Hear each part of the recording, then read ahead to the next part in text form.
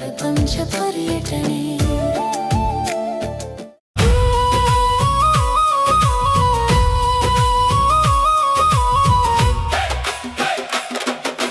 ಭೂತಾಯಿಯ ಮಡಿಲಲ್ಲಿ ಬೆಳೆಗಳ ನಲಿವು, ಹಸಿರಿನ ಹೊದಿಕೆಯಲ್ಲಿ ಜೀವದ ಚಲುವು. ಕೈಗಳ ಶ್ರಮದಲ್ಲಿ ಮೂಡುವ ಫಲವು ನಾಡಿನ ನೆಮ್ಮದಿಯ ಅಮೂಲ್ಯ ನಿಧಿಯು. ಬೆವರಿನ ಮುತ್ತುಗಳ ಸರಗಳ ನೇಯುವ ಕನಸುಗಳ ಬೆಳಕನು ಹೊಲದಲ್ಲಿ ಬಿತ್ತುವ. ಅನ್ನದಾತನೆಂದು ಜಗವೆಲ್ಲ ಹೊಗಳುವ ರೈತನ ಮಹಿಮೆಯನ್ನು ಯಾರು ತೂಗುವ. ಸೂರ್ಯನು ಮುಳುಗಿದರು ಕೆಲಸವು ನಿಲ್ಲದು, ಚಂದ್ರನು ಉದಯಿಸಿದರು ನಂಬಿಕೆ ಸಾಯದು. ಭೂಮಿಯ ಉಸಿರಾಗಿ ಜೀವವು ಹರಿಯುವುದು, ರೈತನ ಪರಿಶ್ರಮದಿ ಜಗವೆಲ್ಲ ಉಳಿಯುವುದು. ಮಣ್ಣಿನ ಕಣಕಣದಲ್ಲಿ ದೇವರ ದರ್ಶನ, ಉಳುಮೆಯ ಪ್ರತಿ ಹೆಜ್ಜೆಯಲ್ಲಿ ಜೀವನ ಪಾಠ. ಶ್ರಮದಲ್ಲಿ ಅರಳುವುದು ಸತ್ಯದ ಸೌಂದರ್ಯ, ರೈತನ ಬದುಕೆ ಭಾರತದ ಐಶ್ವರ್ಯ.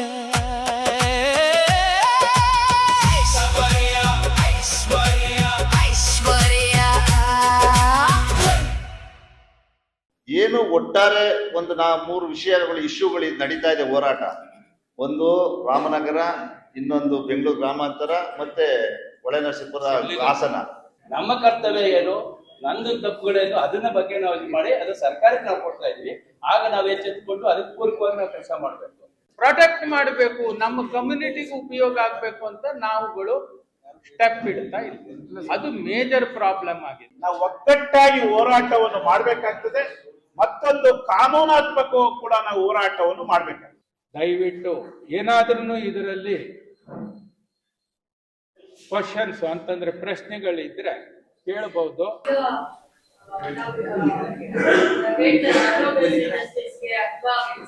ಪ್ರಾಸೆಸಿಂಗ್ ಯೂನಿಟ್ಸ್ಗೆ ನಾವು ಮಾಡ್ತಾ ಇದೀವಿ. ನಾವು ಅದ್ರಲ್ಲೇನು ಲ್ಯಾಂಡ್ ಡೆವಲಪ್ಮೆಂಟ್ ಬೇರೆ ಕನ್ಸ್ಟ್ರಕ್ಷನ್ಸ್ ಮಾಡ್ತಿಲ್ಲ ಅಂತ ಹೇಳಿದಾಗ, ಸೊ ಅದನ್ನ ಅದಕ್ಕೆ ಅಂತ ಅಕ್ವೈರ್ ಮಾಡಿ ಮತ್ತೇನು ಪರ್ಪಸ್ಗೆ ರಿಪ್ಲೇಸ್ ಮಾಡಿದಾಗ ಏನ್ ಕಾನೂನು ಈಗ agro based ಇಂಡಸ್ಟ್ರೀಸ್ಗೆನೆ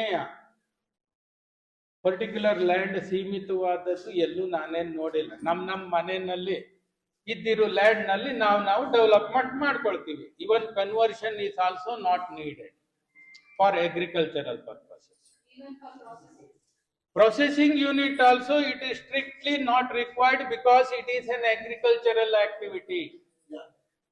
conversion is also Not required because it is an agricultural activity. ನಾಳೆಗೆ ನೀವು ಹಸುಗಳನ್ನು 1,000 ತಗೊಬಂದು ಹಾಕ್ತೀರಾ, ಕೊಟ್ಟಿಗೆ ಕಟ್ತೀರಾ, ಡೆಪ್ಯೂಟಿ ಕಮಿಷನರ್ ನೀವು ಎಲ್ಲ ಲ್ಯಾಂಡ್ ಕನ್ವರ್ಷನ್ ಮಾಡಿದೀನಿ ಅಂತ ಕೇಳೋ ಅಧಿಕಾರ ಇಲ್ಲ. ಆಯ್ತು, ಎಲ್ಲೋ ಭತ್ತದ ಮಿಲ್ ಅಲ್ಲ, ಕಮರ್ಷಿಯಲ್ ಪರ್ಪಸ್ ಇರಬಾರ್ದು ಅದ್ರ. ಕಮರ್ಷಿಯಲ್ ಪರ್ಪಸ್ ಅಂತಂದ್ರೆ you have to comply other provision. ಹಾ ಸರ್, 2013 ಕಾರ್ಪೊರೇಷನ್ ಆಕ್ಟ್ ಅಮೆಂಡ್ಮೆಂಟ್ ಆಯ್ತಲ್ಲ, ಅದರಲ್ಲಿ ಈಗ ರೋಡ್ ಪ್ರಾಜೆಕ್ಟ್, ರೈಲ್ವೆ ಪ್ರಾಜೆಕ್ಟ್, ಬೇರೆ ಎಲ್ಲದಕ್ಕೂ ನೀವು ಹೇಳಿದ್ರಲ್ಲ, ಈ ಅವ್ರಿಗೆ ಪುನರ್ವಸತಿ ಕಲ್ಪಿಸಬೇಕು ಅಂತ ಹೇಳ್ಬಿಟ್ಟು ಕಾಲಂ ತೆಗೆದಾಕಿದ್ದೀವಿ. ಅದರಿಂದ ಇದೆಲ್ಲ ಬರಲ್ಲ ಅಂತ ಹೇಳ್ಬಿಟ್ಟು ನಮ್ಮ ರಸ್ತೆಗಳಿಗೆ ಮತ್ತು ರೈಲ್ವೆ ಪ್ರಾಜೆಕ್ಟ್ಗಳಿಗೆ ಅಪ್ಲಿಕೇಶನ್ ಮಾಡಿದಾಗ ಹೇಳ್ತಾರೆ ನಮ್ಮ ನ್ಯಾಷನಲ್ ಆಫೀಸರ್ ಅವರೆಲ್ಲ. ಅದರಿಂದ ಇದು ಬರೋದೇ ಇಲ್ಲ ನಿಮಗೆ. ಈಗ ಮನೆ ಇದೆ, ಮನೆ ಇದ್ದಿರುವುದು ರೋಡಿಗೆ ಅಕ್ವೈರಿ ಆಗಿರುತ್ತೆ. ಮನೆ ಇದೆ, ಮನೆ ಇದ್ದಿರುವುದು ರೋಡಿಗೆ ಅಕ್ವೈರಿ ಆಗಿರುತ್ತೆ. ಆ ಸಂದರ್ಭದಲ್ಲಿ ಸರ್ಕಾರ ರಿಹ್ಯಾಬಿಲಿಟೇಷನ್ ಅನ್ನು ಮಾಡ್ಕೊಡ್ಬೇಕು. ಯಾವ ಪದ್ಧತಿಯಲ್ಲಿ ಮಾಡ್ತಾ ಇದ್ದಾರೆ ಇವಾಗ, ಆ ಮನೆಗೆ ವ್ಯಾಲ್ಯೂ ಮಾಡ್ತೀವಿ, ನಿಮ್ಗೆ ಅದಕ್ಕೆ ವ್ಯಾಲ್ಯೂನಂತೆ ಪರಿಹಾರ ಕೊಡ್ತೀವಿ, ಮನೆ ಹೋಗಿ ಕಟ್ಕೊಳಪ್ಪ. ಆದ್ರೆ ಲ್ಯಾಂಡ್ ಎಲ್ಲೂ ಕೊಟ್ಟಿಲ್ಲ. ಆ ಲ್ಯಾಂಡ್ ಅಗತ್ಯತೆ ಇರೋ ಲ್ಯಾಂಡ್ ನೀವು ಎಲ್ಲಿ ತಗೊಳ್ಳೋದು? ಎಷ್ಟು ಫ್ಯಾರಿ ಅಮೌಂಟಿಗೆ ತೆಗೆದುಕೊಳ್ಳುದು, ಅವೆಲ್ಲ ಏನು? ಅದಕ್ಕಾಗಿ ಅಂಬಿಗ್ಯೂಟಿ ಇದ್ದಿರುವುದನ್ನ ನಾನು ಹೇಳ್ತಿದ್ದಿರುದು. ಅದನ್ನ ರೈತರು ಸರಿಪಡಿಸಬೇಕು ಅಂತಾನು ನಾವು ಹೇಳ್ತೀವಿ. ಅದನ್ನೇ ಕೋರ್ಟಿಗೆ ಬರಬೇಕು, ನಿಮ್ಮ ಜನಪ್ರತಿನಿಧಿಗಳನ್ನ ಭೇಟಿ ಮಾಡಬೇಕು, ಸರ್ಕಾರವನ್ನು ಭೇಟಿ ಮಾಡಬೇಕು, ನಿಮ್ಮ ಕಮ್ಯುನಿಟಿಯವರು. ಆಗ ಮಾತ್ರ ಅದ್ರ ಸುಧಾರಣೆ ಆಗುತ್ತೆ. ಆಯ್ತು, ಸರ್ಕಾರ ಮಾಡ್ಲಿಲ್ಲ, ನಿಮ್ಮ ಜನಪ್ರತಿನಿಧಿಗಳು ಅದ್ರ ಬಗ್ಗೆ ಗಮನ ಕೊಡ್ಲಿಲ್ಲ, ನ್ಯಾಯಾಲಯಗಳಿದಾವೆ, ಅದರಲ್ಲಿ ಹೋಗಿ ಕೇಳ್ಬೋದಲ್ಲ. ಅದನ್ನು ನಾವು ಯಾರು ಮಾಡಿ ಹೇಳಿ ಸರ್. ಈಗ ನೀವು ಹೇಳ್ತಾ ಇದ್ದೀರಲ್ಲ, ಇದು ನ್ಯಾಯಾಲಯವೇ ಸರ್ಕಾರದ ವಿರುದ್ಧ ಹೋಗೋದಕ್ಕೆ ಎಲ್ಲವನ್ನೂ ಇದಾಗ್ತಾ ಇಲ್ಲ. ನ್ಯಾಯಾಲಯ ಸರ್ಕಾರದ ವಿರುದ್ಧ ಹೋಗ್ಲಿಕ್ಕೆ ಯಾವ ಸಂಕೋಚನೂ ಇಲ್ಲ, ಯಾವ ಎಂಪಿಡಿಮೆಂಟು ಇಲ್ಲ ನ್ಯಾಯಾಲಯಕ್ಕೆ. ಯಾತಕ್ಕೆ ಅಂತಂದ್ರೆ it is ruled by law. Law is the supreme than any ministers or any authorities or any person. Other even judges are not also the above to the law. ಅದಕ್ಕಾಗಿ ಕಾನೂನನ್ನ ಕೋರ್ಟಿಗೆ ಬಂದಾಗ ನೀವು ಪ್ರಶ್ನೆ ಮಾಡುವ ರೀತಿ ಇದ್ದಿರಬೇಕು. ಹಾಗೇನೆ ಆ ಅಪೋಸಿಷನ್ ಪಬ್ಲಿಕ್ ಪರ್ಪಸ್ಗಾಗಿ ಆಗಿದೆಯೇ, ಅದರಿಂದ ಸಾರ್ವಜನಿಕ ಹಿತಾಸಕ್ತಿ ಒಳಗೊಂಡಿಲ್ಲ ಅಂತಾದ್ರೆ ಕೋರ್ಟ್ ಡೆಫಿನೆಟ್ ಆಗಿ ಕ್ವಾಶ್ ಮಾಡಿ. ಪಬ್ಲಿಕ್ ಪರ್ಪಸ್ಸಿಗಾಗಿ ಇದ್ದದಿದ್ರೆ ಈಗ ರೋಡ್ ಬೇಕೇ ಬೇಕು ಕೋರ್ಟ್ ಮುಟ್ಟದಲ್ಲಿ. ಈಗ ಉದಾಹರಣೆ ಬಿಡದಿ ಟೌನ್ಶಿಪ್ ಮಾಡಬೇಕು ಅಂತ ಎಲ್ಲ ಸೇರ್ಬಿಟ್ಟು ಆರ್ಗನೈಸ್ ಮಾಡಿ ಫಾರ್ಮರ್ಸು, ಆಯ್ತು ನೀವು ಟೌನ್ಶಿಪ್ ಮಾಡಿದ್ರೆ ಇದೇ ಸರಿಯಾದಂತ ಅಗ್ರಿಕಲ್ಚರ್ ಲ್ಯಾಂಡು, ಈ ಲ್ಯಾಂಡಿಗೆ ಫರ್ಟೈಲ್ ಆಗಿರುವಂತ ಅಗ್ರಿಕಲ್ಚರ್ ಲ್ಯಾಂಡ್ ಅನ್ನ ಕೊಟ್ಬಿಟ್ಟು ಮಾಡಿ ಅಂತ ಹೇಳುವುದು ನಿಮ್ಮ ಕಮ್ಯುನಿಟಿಯವರೆಲ್ಲ ಮಾಡ್ಬೋದು. ಅದಕ್ಕಾಗಿ ಒಗ್ಗಟ್ಟು, ಅದನ್ನ ಬೆಳೆಸ್ಕೊಳ್ಳಿ. ಅದನ್ನ ಒಗ್ಗಟ್ಟು ಪ್ರೀತಿಯಿಂದ ನಂಬಿಕೆಯಿಂದ ಬರುತ್ತೆ. ನಾವು ಮತ್ತೊಂದು ರೈತನನ್ನ ನಾವು ನಮ್ಮ ಬ್ರದರ್ ಅಂತಾನೋ ಅಥವಾ ನಮ್ಮವರೇ ಅಂತಾನೋ ಟ್ರೀಟ್ ಮಾಡುವುದರಿಂದ ನೀವು ಒಂದೇ ಅಲ್ಲ, ಅವನು ಮಾಡಬೇಕು. ಮಾಡುವುದರಿಂದ ನಮ್ಮಲ್ಲಿ ಒಂದು ಕಮ್ಯುನಿಟಿ ಡೆವಲಪ್ ಆಗುತ್ತೆ, ಸಮುದಾಯ ಮತ್ತೆ ಒಗ್ಗಟ್ಟಿನ ಸಮುದಾಯ ಆಗಿರುತ್ತೆ. ನೀವು ಏನ್ ಬೇಕಾದ್ರೂ ಮಾಡುವುದು. ಸರ್ಕಾರವನ್ನ ಡಿಸಿಷನ್ ಬದಲು ಮಾಡುವಂತ ಅಧಿಕಾರಗಳು ನಿಮ್ಮಲ್ಲಿ, ಒತ್ತಾಯ ಮಾಡುವಂತ ಅಧಿಕಾರಗಳು ನಿಮ್ಮಲ್ಲಿ ಇದೆ. ಈ ಎನೆಕ್ಟ್ಮೆಂಟ್ ಅನ್ನೇ ನಿಮಗೆ 100% ಉಪಯುಕ್ತ ಮಾಡ್ಕೊಳ್ಳಿಕ್ಕೂ ನಿಮ್ಮ ಹತ್ರನೇ ಹಕ್ಕಿದೆ. ಅದನ್ನ ನಾವು ನಮ್ಮ ಶಕ್ತಿ ಏನು ಅಂತ ಹೇಳುವುದನ್ನ ಎನ್ಫೋರ್ಸ್ ಮಾಡಿದಾಗ್ಲೇನೆ ಗೊತ್ತಾಗ್ತದೆ. ಅದಕ್ಕಾಗಿ ವಿಪಕ್ಷ ಇರಬೇಕಾಗ್ತದೆ. ಹೇಳಿ ಸರ್. ಬಾಗಲಕೋಟೆ ಭಾರತೀಯ ಕಿಸಾನ್ ಸಂಘ ಜಿಲ್ಲಾಧ್ಯಕ್ಷ ಮತ್ತು ಮುಳುಗಡೆ ಸತ್ರಸ್ಥ. ಹೇಳಿ. ಈಗ ಕೃಷ್ಣಾ ಬೆಳದಂಡೆ ಯೋಜನೆ ಒಳಗೆ ನಾವು ಲಕ್ಷಾಂತರ ಜಮೀನು ಕಳ್ಕೊಂಡು ಮನೆ ಮಠಾನು ಕಳ್ಕೊಂಡ್ವಿ. ಆದರೆ ನೀವು ಹೇಳಿದ ರೂಲ್ಸ್ ಸರಿಯಾಗಿ ಪಾಲನೆ ಆಗಿಲ್ಲ. ಇವತ್ತು ಉದಾಹರಣೆ ಹೇಳ್ತೀನಿ ನಾನು.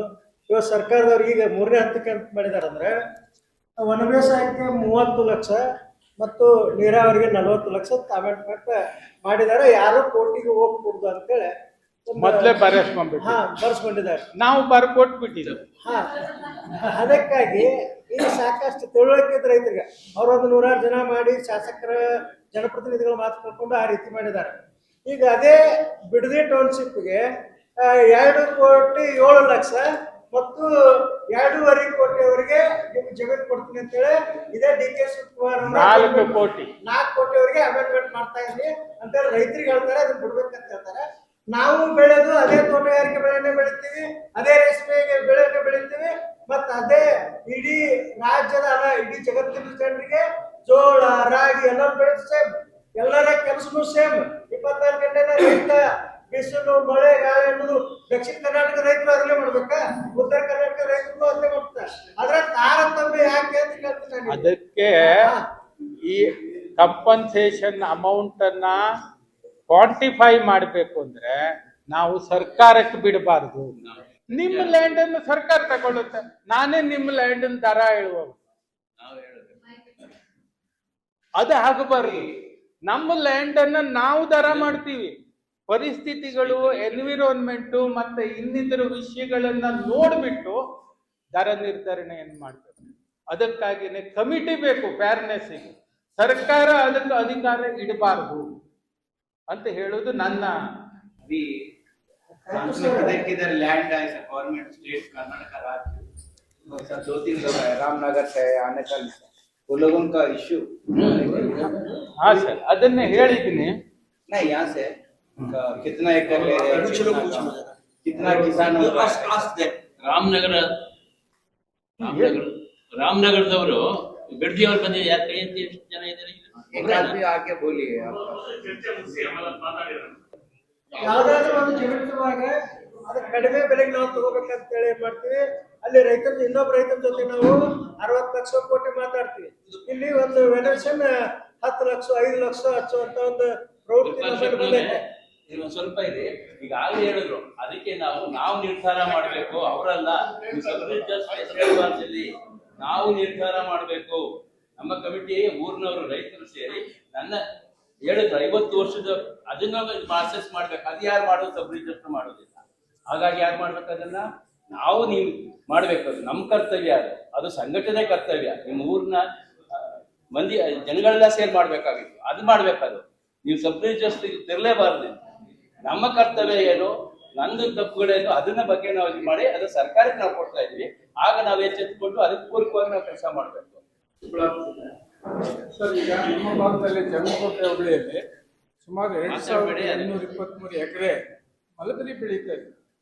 ಈ ಮಲ್ಬರಿಯಲ್ಲಿ ಏನಾಗಿದೆ ಅಂದ್ರೆ ಸುಮಾರು 25 to 30 years ಇಂದ ನಾವು ಬೆಳೀತಾ ಇದ್ದೀವಿ.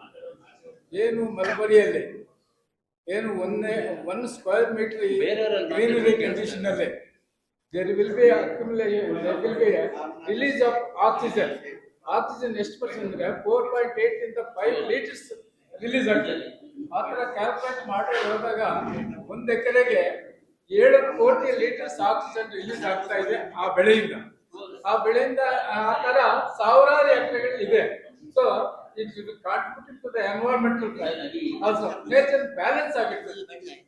ಇದು ಒಂದು ನೀವು ಹೇಳ್ಕೋಬೇಕಾದ್ರೆ ಆಲ್ಟರ್ನೇಟಿವ್ ಲ್ಯಾಂಡ್ ಕೊಡ್ಬೋದು ಅಂತ ಹೇಳಿ ಇದನ್ನ ಸರ್ಕಾರ ಯಾವ ರೀತಿ ಕೊಡ್ಲಿಕ್ಕೆ ಸಾಧ್ಯ ಆಗ್ತದೆ? ಅಲ್ಲ, ಅದನ್ನ ಸ್ಕೀಮ್ ಮಾಡಬೇಕು. ಆ ಲ್ಯಾಂಡ್ ಅನ್ನ ಅಕ್ವೈರಿ ಆಗುವ ಕಾಲದಲ್ಲೇನೆ ಸ್ಕೀಮ್ ಅನ್ನು ಮಾಡಬೇಕು. ಇದಕ್ಕೆ ಆಲ್ಟರ್ನೇಟಿವ್ ಏನ್ ಮಾಡಬೇಕು ಹೇಳುವುದನ್ನ ಮಾಡಬೇಕಾದಂತ ಆದ್ಯತೆ ಸರ್ಕಾರಕ್ಕಿದೆ. ನಾವು ಇಲ್ಲಿ ಏನಾಗಿದೆ ಅಂತಂದ್ರೆ, ಈ ನಮ್ಮ ಪ್ರಜಾಪ್ರಭುತ್ವದಲ್ಲಿ ನನ್ನ ಪರ್ಸನಲ್ ಒಪಿನಿಯನ್, ನಮ್ಮ ಹಕ್ಕುಗಳ ಬಗ್ಗೆ ನಮಗ್ ಗೊತ್ತಿಲ್ಲ. ನಮ್ಮ ಹಕ್ಕು ವ್ಯಯ ಆಗದೆ ಇದ್ರು ಸಹ ಅದನ್ನ ಪ್ರೊಟೆಕ್ಟ್ ಮಾಡಬೇಕು, ನಮ್ಮ ಕಮ್ಯುನಿಟಿಗೆ ಉಪಯೋಗ ಆಗ್ಬೇಕು ಅಂತ ನಾವುಗಳು ಸ್ಟೆಪ್ ಇಡ್ತಾ ಇದ್ದೀವಿ. ಅದು ಮೇಜರ್ ಪ್ರಾಬ್ಲಮ್ ಆಗಿದೆ. ನಾವು ಬದುಕೋ ರೀತಿಯಲ್ಲೇ ನಾವು ಇವತ್ತು ವಾತಾವರಣವನ್ನ ನಾವು ಇದು ಮಾಡ್ತಾ ಇದ್ವಿ. ಹೌದು, ನಾವು ಒಪ್ಕೊಳ್ತೀವಿ. ಎನ್ವಿರಾನ್ಮೆಂಟ್ ಅಂತ ಇದ್ರು ಕೂಡ we are contributing to the nature. We are giving good oxygen. By the same time utilizing carbon dioxide also. So chlorophyll synthesis carbon dioxide utilize ಮಾಡಿಕೊಂಡು ಇದು ಮಾಡ್ತಾರೆ. ಹಾಗಾಗಿ ಇದು ನಮ್ಮ ಭಾಗದ ರೈತ ಅಂದ್ರೆ ಇದೆ ಎಲ್ಲಾ ಕಡೆನೂ ಇರ್ತದೆ ಡಿಫ್ರೆಂಟ್ ಕ್ರಾಪ್ಸ್ ಅಲ್ಲಿ. ನಮ್ಮದು ಮೇಜರ್ ಕಾಂಟ್ರಿಬ್ಯೂಷನ್ ಆ ಒಂದು ಇದರಲ್ಲೇ ಒಂದು ಸಮತೋಲನ ಸ್ಥಿತಿಯಲ್ಲಿ ಇರಲಿಕ್ಕೆ ಸಾಧ್ಯ ಆಗ್ತದೆ ಅಂತ ಹೇಳ್ತಾ ಇದ್ದೀವಿ. ಅಧ್ಯಯನ ಮಾಡಿದ್ವಿ. ನಾವು ಒಂದು ಸಮಾವೇಶವನ್ನ ಮಾಡಿದ್ವಿ. ಈಗ ಸರ್ಕಾರ ಒಂದು ರೂಲ್ಸ್ ಅನ್ನ ತಂದಿದೆ ಸರ್. ಏನಂತಂದ್ರೆ ಅರ್ಬನ್ ಏರಿಯಾಸ್ಗಿಂತ ಏನೋ 3 ಕಿಲೋಮೀಟರ್ಸ್ ಒಳಗಡೆ 3 ಅಲ್ಲ 17 ಕಿಲೋಮೀಟರ್ಸ್ ಒಳಗಡೆಗಿದ್ರೆ ಕೊಡೋದಿಲ್ಲ. ಅದ್ರ ನಂತರ ಇರಬೇಕು 17 ಕಿಲೋಮೀಟರ್ ನಂತರ. ಏರ್ ಡಿಸ್ಟೆನ್ಸ್ ಅದು ರೋಡ್ ಡಿಸ್ಟೆನ್ಸ್ ಸರ್. ಅದು 17 ಕಿಲೋಮೀಟರ್. ಬಟ್ ನಮ್ಮ ಜಿಲ್ಲೆಯಲ್ಲಿ ರಾಜೇಂದ್ರ ಕುಮಾರ್ ಕಟೇರಿಯ ಅವರು ಜಿಲ್ಲಾ ಉಸ್ತುವಾರಿ ಕಾರ್ಯದರ್ಶಿಗಳು ಅವ್ರ ಲೆಟರ್ ಅನ್ನ ನಾವು ಮೂಡಿಗೆರೆಯಲ್ಲೇ ಡಿಸ್ಪ್ಲೇ ಮಾಡಿದ್ರು. 3 ಕಿಲೋಮೀಟರ್ಸ್ ಒಳಗಡೆ ಸಿಟಿಯಿಂದ 3 ಕಿಲೋಮೀಟರ್ಸ್ ಒಳಗಡೆ ಏನೇನು ಅಗ್ರಿಕಲ್ಚರಲ್ ಲ್ಯಾಂಡ್ ಇದೆ ಇಮಿಡಿಯೇಟ್ ಅದನ್ನ ಸ್ವಾಧೀನಪಡಿಸ್ಕೋಬೇಕು ಅಂತೇಳಿ ಅದನ್ನ ಆದೇಶ ಹೊರಡಿಸಿದ್ದಾರೆ. ಅದನ್ನ ಆದೇಶವನ್ನ ಹೈಕೋರ್ಟಿಗೆ ಹಾಕಿ ಹೈಕೋರ್ಟ್ ಸ್ಕ್ವಾಶ್ ಮಾಡಿದ್ಯಾ? ಮಾಡುತ್ತೆ. ಅದಕ್ಕೆ ಕಾನೂನಲ್ಲಿ ಈಗ ಅದಕ್ಕೆ ಸ್ಟೇಬಲ್ ಇದೆಯಾ? ಪ್ರಾವಿಷನ್ ಇದೆಯಾ? ಅದೊಂದು ಧೈರ್ಯ. ಕೆರೆ ಈ ನೀರಿನಲ್ಲಿ ಅವ್ರ ಜಮೀನಲ್ಲಿ ಅವ್ರು ತೋಟ ಮಾಡಿದ್ದಾರೆ. ಬಟ್ ಆ ನೀರು ಒಳಗೆ ಹೋದಂಗಲ್ಲ ಅತಿಕ್ರಮಣ ಆ ನೀರು ಸ್ವಲ್ಪ ಕಡಿಮೆ ಆದಂಗೆಲ್ಲ ರೈತರು ಸ್ವಲ್ಪ ಒಂದು 5 ಗುಂಟೆ 10 ಗುಂಟೆ ಎಲ್ಲ ಮತ್ತೆ ಅದನ್ನೇ ಡೆವಲಪ್ ಮಾಡಿಬಿಟ್ಟಿದ್ದಾರೆ. ಹಿಂದೆ ಗೊತ್ತಿಲ್ಲ, 50-60 ವರ್ಷ ಆಗಿದೆ. ಆಯ್ತು. 50-60 ವರ್ಷದಿಂದ ಅಡಿಕೆ ತೆಂಗು ಎಲ್ಲ ಬೆಳೆದಿದ್ದಾರೆ. ಈಗ ಅದನ್ನ ಸರ್ಕಾರ ಮಾರ್ಕ್ ಮಾಡಿ ಕಿತ್ತಾಕ್ಬೇಕಂತ ನೋಡ್ತಾ ಇದೆ. ಏನ್ ಮಾಡೋದು? ಟ್ಯಾಂಕ್ ಏರಿಯಾ ಸಮಯ ಟ್ಯಾಂಕ್ ಹೊಸದು 2025 ನಲ್ಲಿ ಹೊಸ ಎನೆಕ್ಟ್ಮೆಂಟ್ ಬಂದಿದೆ. ಬೆಜಿನ್ ಏರಿಯಾ ಈ ಕೆರೆದು ನದಿದು ಇಂತಿಷ್ಟು ಮೀಟರ್ ಅನ್ನ ಬಿಡಬೇಕು. ಅಲ್ಲ, ನೀರಿದ್ದಾಗ ಈಗ ಸರಿ ಈಗ ಆ ಏರಿಯಾದ ಒಳಗಡೆ ಬಂದಿರುವಂತ ಆಸ್ತಿಯನ್ನ ಸರ್ಕಾರ ತಕೋಬಹುದು. ಆದ್ರೆ ಅದನ್ನು ನೀವು ಕೋರ್ಟ್ನಲ್ಲಿ ಕ್ವಶನ್ ಮಾಡಬಹುದು. ನಿಮ್ಮ ವಕೀಲರಿಗೆ ನೀವು ಕ್ವಶನ್ ಮಾಡುವಾಗ ಆ ಲ್ಯಾಂಡ್ ನಲ್ಲಿ ಎಷ್ಟು ವರ್ಷದಿಂದ ಇದ್ದಿರುವಂತ ದಾಖಲೆ ಇರಬೇಕು ಸರಿಯಾದ. ಅದಿದ್ರೆ court can give the protection. ತೋಟದ ಪಕ್ಕದಾಗ ಸರ್ಕಾರ ಜಮೀನ್ ಇದೆ. ಹೌದು. ಒಂದು ಕಾಲ ಎಕರೆ ಮಾಡ್ಕೊಂಡಿದ್ದೆ ನಾನು. ಆಯ್ತು. ತಿಳಿದಲ್ಲೇ ಮಾಡ್ಕೊಂಡಿದೀವಿ. ಹೌದು. ಈಗ ಅವರೆಲ್ಲದನ್ನ ಕ್ಲಿಯರ್ ಮಾಡ್ತಾ ಇದ್ದಾರೆ. ಹೌದು. ಅದಕ್ಕೆ ಬಿಟ್ಕೊಡ್ಬೇಕಾದ್ರೆ ಅದಕ್ಕೆ ಏನ್ ಮಾಡ್ಬೇಕು? ಏನ್ ಅದಕ್ಕೆ ನೀವು ಟ್ರೆಸ್ಪಾಸರ್ ಆಯ್ತಾ? ಅದಕ್ಕಾಗಿ grabbing of lands, government lands act ಇದೆ. ಅದರಂತೆ ನಿಮಗೆ ಪನಿಷ್ಮೆಂಟ್ ಅನ್ನು ಸಹ ಮಾಡಬಹುದು. ಸರ್ಕಾರದ ಲ್ಯಾಂಡ್ ಅನ್ನ ಅತಿಕ್ರಮಣ ಮಾಡಬಾರ್ದು. ಅದಕ್ಕೆ ಇದನ್ನ ಸಕ್ರಮಣವನ್ನ ಹಾಯ್ಕೊಂಡ್ರೆ ಪ್ರೊಟೆಕ್ಷನ್. ಇದು ನೀವು ಬೇಡ, ನಿಮ್ದು ಇಂಡಿವಿಜುವಲ್ ಅಲ್ಲ, ಅದೇ ಪ್ರತ್ಯೇಕ ಆಮೇಲೆ ಮಾತಾಡಿ.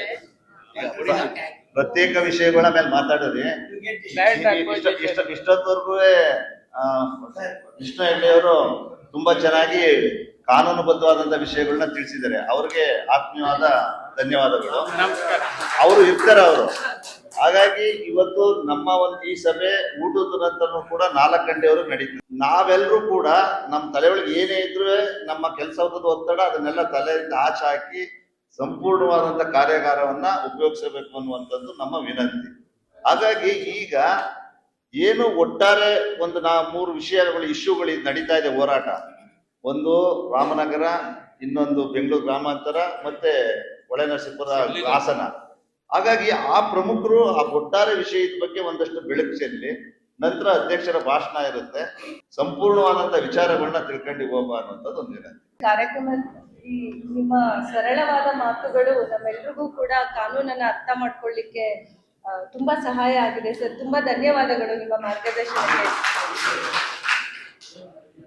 ಇಂದು ನಮ್ಮ ಕಾರ್ಯಕ್ರಮದಲ್ಲಿ ನಮ್ಮ ಜೊತೆ ಡಾಕ್ಟರ್ ಎನ್ ನರಸಿಂಹಮೂರ್ತಿ, ಅಧ್ಯಕ್ಷರು telecom employee and other housing welfare, ಅವ್ರು ಜೋಡಿಸ್ಕೊಂಡಿದ್ದಾರೆ. ಅವ್ರಿಗೆ ನಮ್ಮೆಲ್ಲರ ಪರವಾಗಿ ಧನ್ಯವಾದಗಳು. ಇವತ್ತು ನಮ್ಮ ಜೊತೆ ವಿಚಾರ ಹಂಚ್ಕೊಳ್ಳಿಕ್ಕೆ ಬಂದಿದ್ದಾರೆ ಭಕ್ತರಳ್ಳಿ ಬೈರೇಗೌಡರು, ಚಿಕ್ಕಬಳ್ಳಾಪುರ ಜಿಲ್ಲೆ. ಇವರು ಕರ್ನಾಟಕ ರಾಜ್ಯ ರೈತ ಸಂಘ ಹಾಗೂ ಹಸಿರು ಸೇನೆ ಕಾರ್ಯಾಧ್ಯಕ್ಷರು. ಇವರು ಈ ಕಾರ್ಯಕ್ರಮದಲ್ಲಿ ವಿಶೇಷವಾಗಿ ಅವರು ಹೊತ್ತು ತಂದ ಮಾಹಿತಿ ಸಮಸ್ಯೆಗಳನ್ನ ಈಗ ಮಂಡಿಸ್ತಾರೆ. ಗೌರವಿತ ಎಲ್ಲ ಅನ್ನದಾತ ಪ್ರಭುಗಳೇ, ಪ್ರಸ್ತುತ ಸಂದರ್ಭದಲ್ಲಿ ವಿಷಯವನ್ನು ಏನು ಮಂಡಿಸಬೇಕು ಅಂತೇಳಿ 3 ಜಿಲ್ಲೆ ಹೇಳಿದರು. ಇದು 3 ಜಿಲ್ಲೆ ಅಲ್ಲ, ರಾಜ್ಯದಲ್ಲಿ ಎಲ್ಲ ಜಿಲ್ಲೆಗಳಲ್ಲೂ ಕೂಡ ರೈತರ ಕೃಷಿಯ ಭೂಮಿ ಸ್ವಾಧೀನಪಡಿಸಲಿಕ್ಕೆ ರಾಜ್ಯ ಸರ್ಕಾರ ಮತ್ತು ಕೇಂದ್ರ ಸರ್ಕಾರ ತುದಿಗಾಲ ಮೇಲೆ ನಿಂತಿದೆ. ವಿಶೇಷವಾಗಿ ಇವತ್ತು ಭೂಮಿ ಮುಟ್ಲಿಕ್ಕೆ ಸಾಧ್ಯ ಇಲ್ಲ. 5,271 ಚದರ ಕಿಲೋಮೀಟರ್ ಏನು ಭೂಮಿ ಐತೋ ಆ ಭೂಮಿ ಎಲ್ಲವೂ ಕೂಡ ಕೃಷಿಯ ಅನ್ನದ ಭೂಮಿ ಆಗಲಿಕ್ಕೆ ಆಗಲ್ಲ. 167 ಚದರ ಕಿಲೋಮೀಟರ್ ಇರುವಂತ ಈ ಕೃಷಿ ಭೂಮಿ ಇವತ್ತು ಪುಸ್ತಕದಲ್ಲಿ ಸರ್ಕಾರದ ಅಂಕಿಅಂಶಗಳಲ್ಲಿ ಮಾತ್ರ ಇದೆ ಅಂತೇಳಿ ನನ್ನ ಭಾವನೆ. ಉದಾಹರಣೆಗೆ ಬೆಂಗಳೂರು ಆಸುಪಾಸು ಜಿಲ್ಲೆಗಳಲ್ಲಿ ಉದಾಹರಣೆಗೆ ಸಾವಿರಾರು ಎಕರೆ ಭೂಮಿ ಕೃಷಿಯ ಭೂಮಿ ಕೃಷಿಯೇತರ ಭೂಮಿಯಾಗಿ ಕಣ್ಮರೆಯಾಗಿದೆ. ಉದಾಹರಣೆ, ಬೆಂಗಳೂರು ಗ್ರಾಮಾಂತರದಲ್ಲಿ ಏನು ಇಂದು ರಾಮನಗರ ಜಿಲ್ಲೆ ಇರ್ಬೋದು ಅಥವಾ ನಗರ ಜಿಲ್ಲೆ ಆನೇಕಲ್ ಇರ್ಬೋದು, ದೇವನಹಳ್ಳಿ ದೊಡ್ಡಬಳ್ಳಾಪುರ ಭಾಗದಲ್ಲಿ, ಬರೀ ದೇವನಹಳ್ಳಿ ದೊಡ್ಡಬಳ್ಳಾಪುರ ಭಾಗದಲ್ಲೇ 26,500 ಎಕರೆ ಕೃಷಿ ಭೂಮಿಯನ್ನು ಕೈಗಾರಿಕಾ ಹೆಸರಲ್ಲಿ ರೈತರಿಂದ ಕಸಿದುಕೊಳ್ಳುವಂತ ಪ್ರಯತ್ನ ಮಾಡ್ತಾ ಇದ್ದಾರೆ.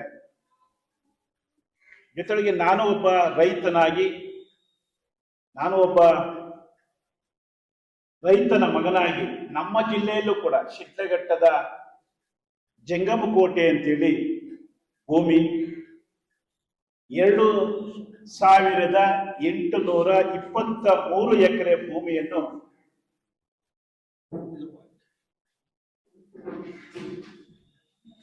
ಇಪ್ಪತ್ತ 4 ತಿಂಗಳ ಹಿಂದೆ ವಶಪಡಿಸಿಕೊಳ್ಳಕ್ಕೆ ಪ್ರಯತ್ನವನ್ನು ಮಾಡಿ, ಅಂದಿನಿಂದಲೂ ಕೂಡ ಹೋರಾಟಗಳು ನಡೀತಾ ಇದೆ. ಸ್ನೇಹಿತರು ಬಹಳಷ್ಟು ಕಾನೂನಿನ ಅಡಿಯಲ್ಲಿ ಹೇಳಿದ್ರು, ನಾನು ಅವರಿಗೆ ವಿರೋಧ ಮಾಡ್ಲಿಕ್ಕೆ ಹೋಗೋದಿಲ್ಲ. ನಾವಿಲ್ಲಿ ಭಾಷಣ ಮಾಡೋದಕ್ಕೂ ಪ್ರಾಕ್ಟಿಕಲ್ ಆಗಿ ಆ ಭೂಮಿಯಲ್ಲಿ ಆ ಜನರ ಮಧ್ಯೆ ಆ ಪರಿಸರದ ಮಧ್ಯೆ ಉಳಿಸ್ಕೊಳ್ಳೋದು ಬಹಳ ವ್ಯತ್ಯಾಸ ಇದೆ. ಉದಾಹರಣೆಗೆ ಬಿಡದಿಯ ವಿಚಾರ ಇರ್ಬೋದು, ರಾಜಕೀಯ ರಂಗನೇ ಒಂದು ಕಡೆ ಕಾಂಗ್ರೆಸ್ಸಿನ ಮುಖ್ಯಮಂತ್ರಿಗಳು ಮತ್ತು ಮತ್ತೊಂದು ಕಡೆ ಕುಮಾರಸ್ವಾಮಿಯವರ ಜಂಜಾಟದಲ್ಲಿ ರೈತ ನಶಿಸಿ ಹೋಗೋ ಪರಿಸ್ಥಿತಿಗೆ ಬಂದಿದೆ. ಅದೇ ರೀತಿ ಇವತ್ತು ಈ ಕೈಗಾರಿಕಾ ನೀತಿಯಿಂದ ಹೊರ ಬಂದಿದ್ದು ಬೆಂಗಳೂರು ಗ್ರಾಮಾಂತರ ಜಿಲ್ಲೆಯ ಚನ್ನರಾಯಪಟ್ಟಣ ಏನಿವತ್ತು ಭೂ ಸ್ವಾಧೀನವನ್ನು ಇದೇ ಸಿದ್ದರಾಮಯ್ಯನವರು ವಾಪಸ್ ತಗೊಂಡಾಗ ಅದೊಂದೇ ಅಂತ ನನ್ನ ಹೋರಾಟದಿಂದ ಬಂದಂತ ಭಾವನೆ ಉಳಿತು. ಆದ್ರೆ ಉಳಿದಿದ್ದು ಯಾವ ರೀತಿ ಉಳಿತು ಅಂದ್ರೆ, ಬರೀ ಹೆಸರಿಗೆ ಭೂಮಿಯನ್ನು ಬಿಡ್ತೇವೆ ಅಂತ ಹೇಳಿದಂತ ಸಂದರ್ಭ, ತದನಂತರ ಅದು ಪರಿವರ್ತನೆ ಆಗಿದ್ದು ಕೃಷಿ ಭೂಮಿಯನ್ನು ಕೃಷಿಯೇತರ ಮಾಡಲಿಕ್ಕೆ ಆಗೋದಿಲ್ಲ, ಕೃಷಿ ಭೂಮಿಯಲ್ಲಿ ಕೃಷಿನೇ ಮಾಡಬೇಕು ಅಂತೇಳಿ ಆ ಒಂದು ಅಮೆಂಡ್ಮೆಂಟ್ ಇಟ್ಟು ಅದು ಅಂದ್ರೆ ರೈತನ ಪರಿಸ್ಥಿತಿ ರೈತನಾಗಿಯೇ ಉಳಿಬೇಕು ಅನ್ನೋ ಮಾತು ಅಲ್ಲಿ ವ್ಯಾಖ್ಯೆ.